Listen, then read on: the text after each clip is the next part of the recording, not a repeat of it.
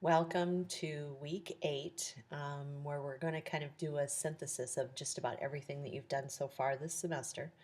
This one really deals with digital citizenship and social media and how your students and you, as the educator, are going to deal with those particular elements throughout your teaching career and your students' career.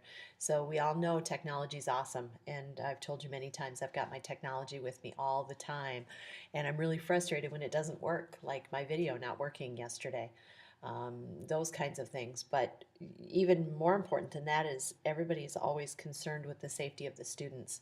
What do they see when they're on the internet? Where do they go when they're on the internet? What do they leave when they're on the internet? And we all know that with the advent of social media, that became even more of an issue and something that shouldn't just be ignored, but it also shouldn't be what I would call helicopter parent around either. Um, I've said many, many times that if, and I said it in my discussion post, I took the digital citizenship quiz. If social media had existed when I was in high school, I have no idea what my digital footprint would be today or what I would have had to clean up over those years because, as we know, we all do silly things at different times in our lives. And back in the day when you had to develop film, we didn't go to social events and take pictures. And if somebody did, chances are they didn't come out very well because the technology just wasn't there. But in the advent of a world where every person, every individual is walking around with a camera, um, and they know how to use them, and there's video accessible, and you can Facebook Live, and you can Twitter Live, and you can take documented proof of things that we do. It's just a very different world. So you do have some readings and a couple of videos to watch. And again, those are available in your content area. The first thing you need to do this week is you need to take a digital footprint quiz. And when you take that quiz within the content area as well, there is a rubric on how to score yourself on that quiz. I don't necessarily want to see the quiz itself, but I want you to put your score up for everybody to see. I took it this afternoon. I got a 22, but like I said, social media didn't exist at a time frame when I was doing silly things, and I'm fairly cautious. I have a Google alert, so if my name shows up somewhere and my social media is tied down to some degree, but not harshly, but it's tied down to some degree. And just put your post up, put your score up on the discussion board. The second thing you need to do this week is just a paper, and that's the only other thing you'll need to do. But when you do this, I've given you some prompts here on this particular page.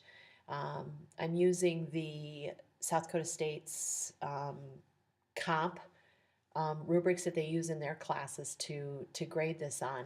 I'm looking for you to really integrate all of those things that you've done so far this year.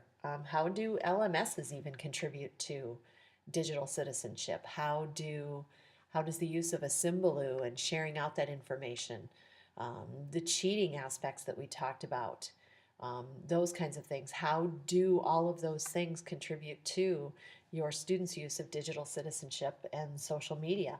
How is it going to determine what you allow used in your classroom and those kinds of things? So really take a broad stroke with this, use very specific examples and research to help support any of those ideas that you put through in your paper. Um, but really, that's the only real requirements. Now, with this particular paper, I do want you to post your paper in the discussion board. You are required to read two and comment on two other people's papers. And again, remember, be specific in your feedback back to them. Don't just simply agree or disagree or like or dislike.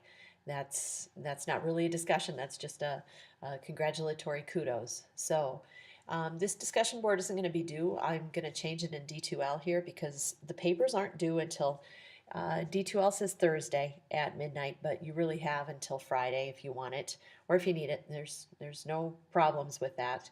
I just figured that most people would be leaving for spring break and they'd want to get their stuff done before they leave for spring break.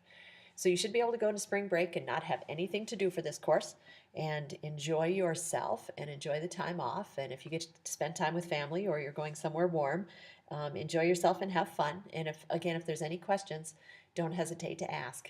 Thanks, guys.